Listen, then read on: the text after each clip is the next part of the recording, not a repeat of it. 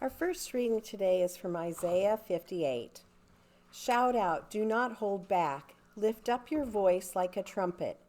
Announce to my people their rebellion, to the house of Jacob their sins. Yet day after day they seek me and delight to know my ways, as if they were a nation that practiced righteousness and did not forsake the ordinance of their God. They ask of me righteous judgments. They delight to draw near to God. Why do we fast, but you do not see? Why humble ourselves, but you do not notice? Look, you serve your own interest on your fast day and oppress all your workers. Look, you fast only to quarrel and to fight and to strike with a wicked fist. Such fasting as you do today will not make your voice heard on high. Is such the fast that I choose, a day to humble oneself? Is it to bow down the head like a bulrush and to lie in sackcloth and ashes? Will you call this a fast, a day acceptable to the Lord? Is not this the fast that I choose, to loose the bounds of injustice, to undo the thongs of the yoke, and to let the oppressed go free, and to break every yoke? Is it not to share your bread with the hungry and bring the homeless poor into your house? When you see the naked, to cover them, and not to hide yourself from your own kin.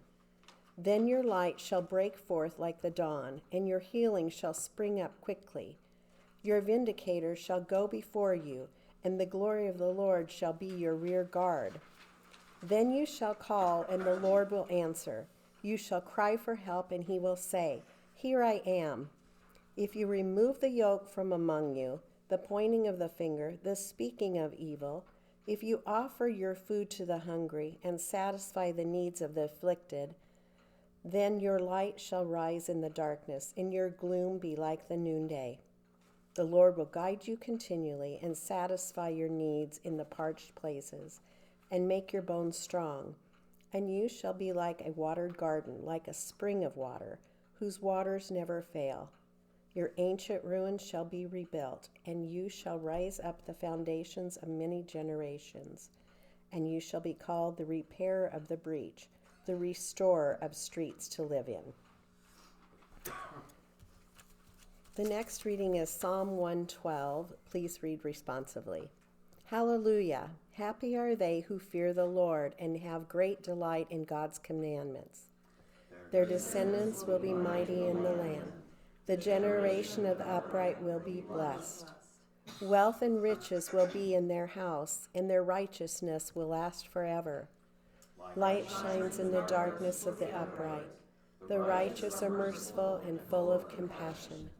It is good for them to be generous in lending and to manage their affairs with justice, for they will never be shaken. The righteous will be kept in everlasting remembrance. They will not be afraid of any evil rumors. Their heart is steadfast, trusting in the Lord. Their heart is established and will not shrink until they see their desire up on their enemies. They have given freely to the poor, and their righteousness stands fast forever. They will hold up their head with honor. The wicked will see it and be angry. They will gnash their teeth and pine away. The desires of the wicked will perish. The next reading is from 1 Corinthians 2. When I came to see you, brothers and sisters, I did not come proclaiming the mystery of God to you in lofty words or wisdom, for I decided to know nothing among you except Jesus Christ and him crucified. And I came to you in weakness and in fear and in much trembling. My speech and my proclamation were not with plausible words of wisdom, but with a demonstration of the Spirit and of power, so that your faith might rest not on human wisdom, but on the power of God. Yet among the mature we do speak wisdom, though it is not a wisdom of this age or of the rulers of this age, who are doomed to perish. But we speak God's wisdom, secret and hidden, which God decreed before the ages for our glory. None of the rulers of this age understood this, for if they had, they would not have crucified the Lord of glory. But as it is written, what no eye has seen, no ear heard, nor the human heart conceived, what God has prepared for those who love him. These things God has revealed to us through the Spirit, for the Spirit searches everything, even the depths of God. For what human being knows what is truly human except for the human spirit that is within? So also no one comprehends what is truly God's except the Spirit of God. Now we have received not the spirit of the world, but the Spirit that is from God, so that we may understand the gifts bestowed on us by God. And we speak of these things in words not taught by human wisdom, but taught by the Spirit, interpreting spiritual things to those who are spiritual. Those who are unspiritual do not receive the gifts of God's Spirit, for they are foolishness to them, and they are unable to understand them because they are spiritually discerned. Those who are spiritual discern all things, and they are themselves subject to no one else's scrutiny. For who has known the mind of the Lord so as to instruct him? But we have the mind of Christ.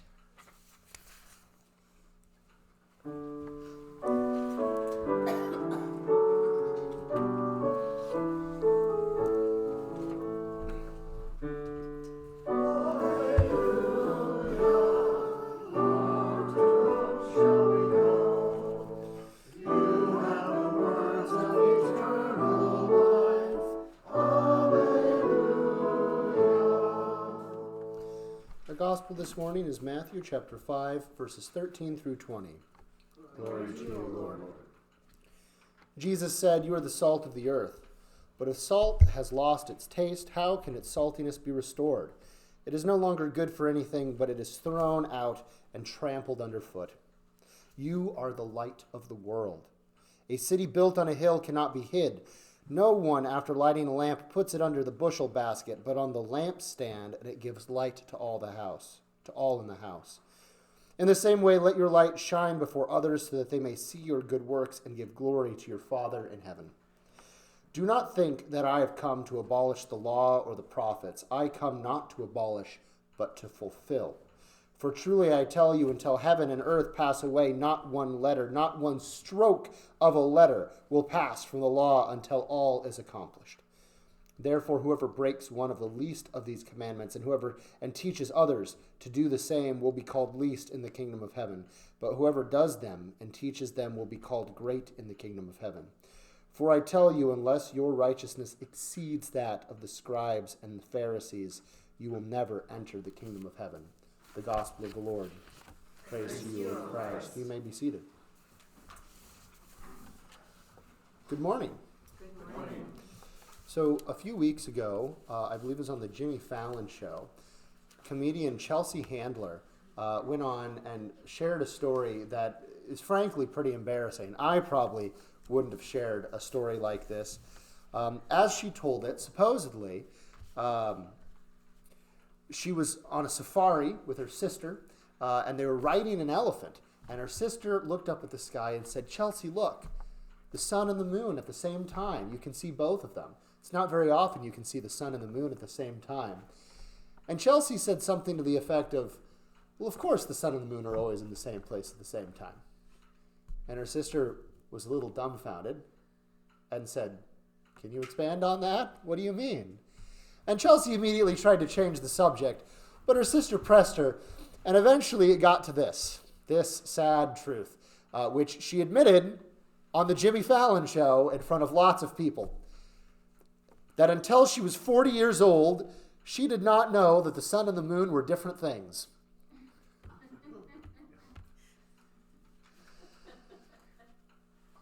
Again, even if that were the case for me and I did not know the sun and the moon were different things, I would never tell anyone that. If any of you learned a brand new fact today that previously you thought that they were the same, don't share that information. Keep that on the inside. But it's interesting that her misunderstanding of the sun and the moon is obviously wrong, but for most of human history, we were also wrong about the relationship between the sun and the moon. And in reality, the truth is it lies somewhere in between her being wrong and most of our ancestors being wrong. Because for much of history, people have thought that the sun was a light and the moon was a weaker light, like a flashlight on dim mode. But that's not really the case. The moon is more like a mirror reflecting the sun's light. It doesn't produce its own light. It just shines from sunlight. Now, if our ancestors had known that, they might have looked to the moon as a great symbol of hope. Because even on the dark, cold winter nights where the day is so short and the night is so long and the sun always seems so far away, as long as you can see the moon, you are being shined on by the sun. The sun is beaming upon you. You might not recognize it because it's a paler light, but it is sunlight still. The relationship between the sun and the moon is not that they are the same thing, but it's also not that they are completely unrelated, just two separate lights. The relationship is that the sun shares its light with the moon, which shares that light with us. Jesus has some pretty high expectations of us in this gospel passage. Your righteousness must exceed that of the scribes and the Pharisees. Now, I've said this before, I'm certain, but it always bears repeating. We have, in our modern conception of the scribes and the Pharisees, the notion that the scribes and the Pharisees were just the bad guys. That Pharisees were these wicked, cruel, corrupt religious leaders. But that's not exactly the case. It's more like how if you're really close to someone on a lot of things, a lot of life experiences, a lot of issues, those issues where you disagree are really bitter disagreements. I don't know if you all experience this. I know I experienced this with my dad and my brother. I have nothing but love for my family members, but there's a couple of issues with my brother or with my dad that if we talk about them long enough, we will get mad at each other. Guaranteed. And as another example, on a sort of larger scale, if that doesn't necessarily relate for you, the Lutheran Church as a whole in America is interesting because there's about 4, maybe 5 Lutheran church bodies, and we hate each other. The ELCA and the LCMS and the LCMC and Wisconsin Synod, we don't get along with each other. We can't stand each other. We get along with each other worse than we get along with any other non-Lutheran denomination. And I think the reason for that is we look at our Lutheran heritage, we look at all the experience and history we share, and we look at all the theology we share, and we say, how did you get this thing so wrong? We agree on everything else. Why is this thing tripping you up? And we ask them that question, and they ask us that question. And we don't really see each other's perspectives very well, and we just butt heads. But the point being, the closer you are on some issues, the more bitter the rivalry on those issues where you disagree.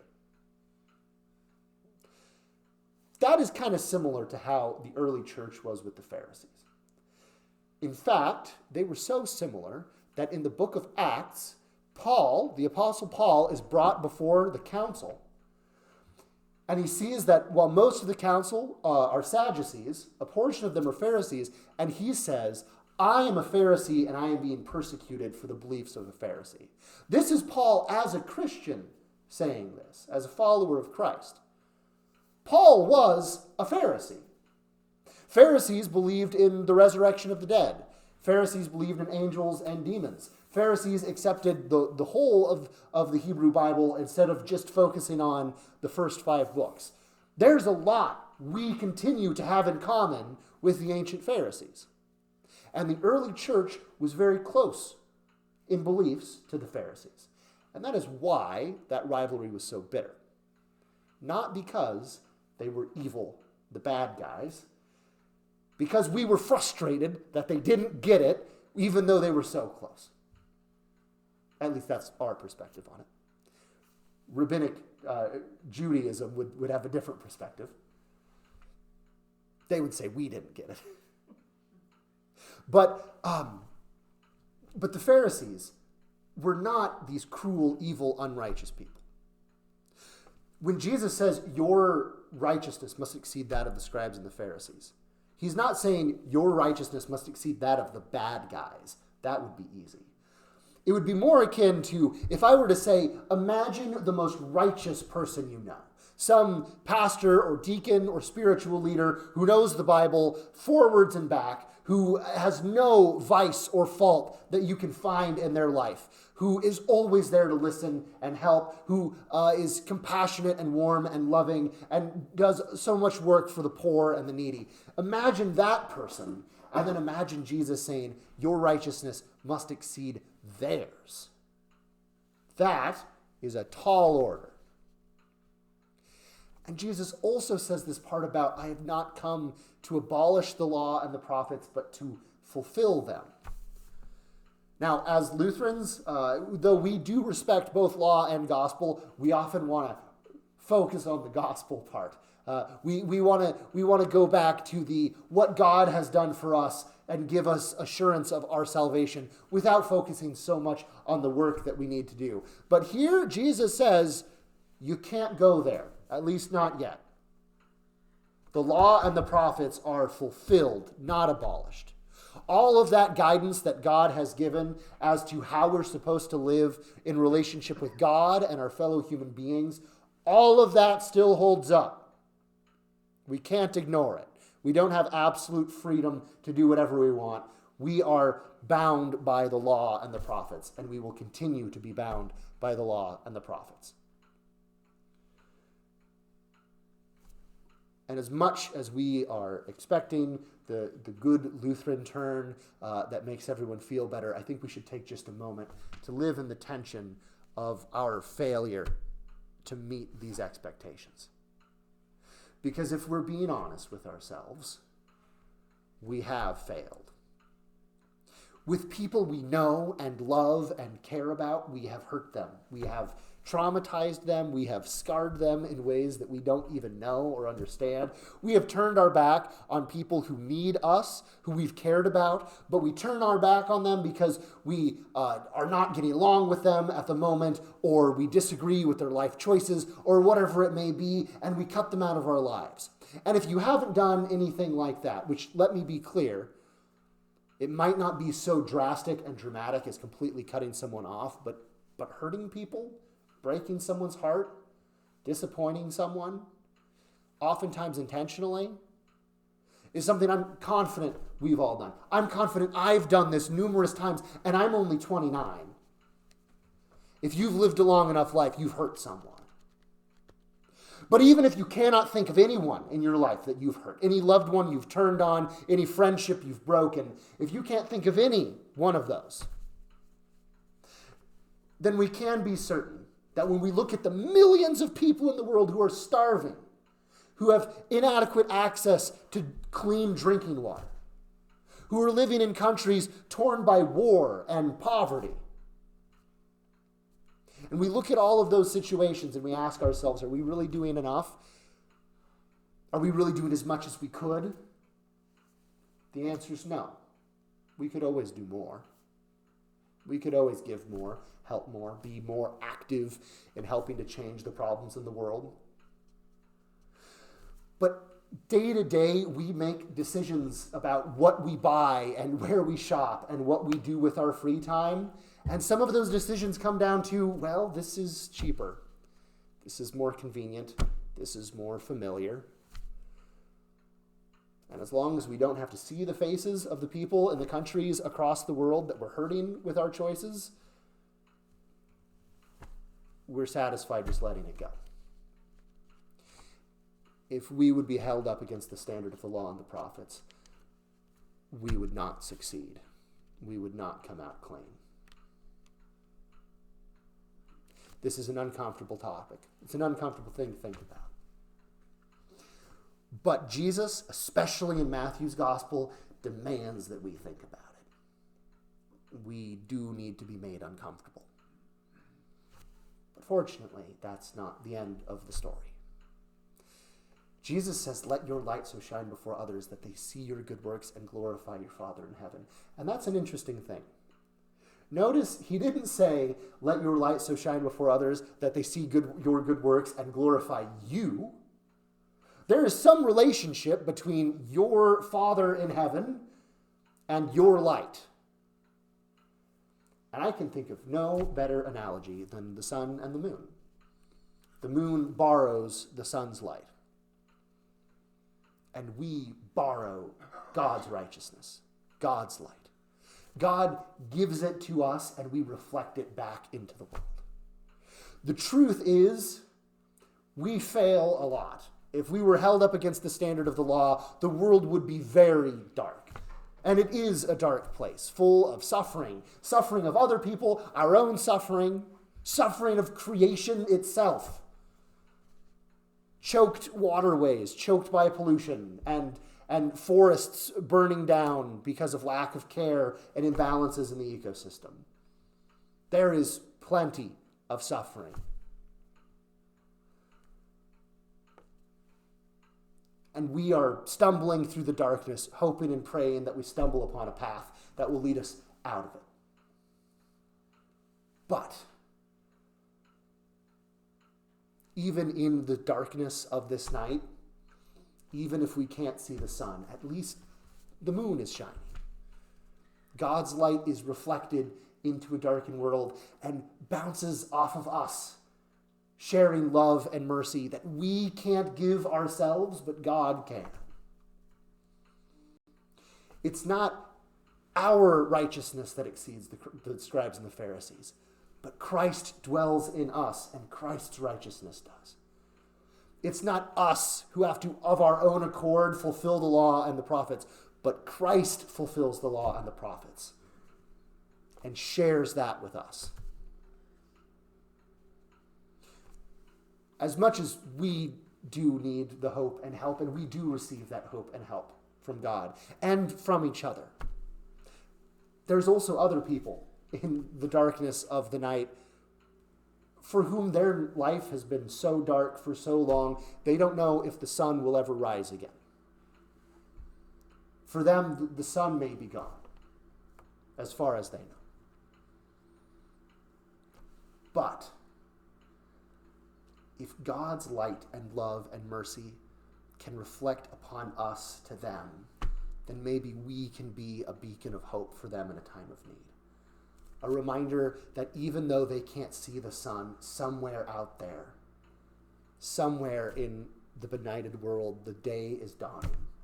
The sun is rising. And as much as for those people in darkness, for us in our own darkness, it may seem like love is lost in darkness. As long as we can see God's love reflect into the world, we know that God's love and light is shining on us. Amen.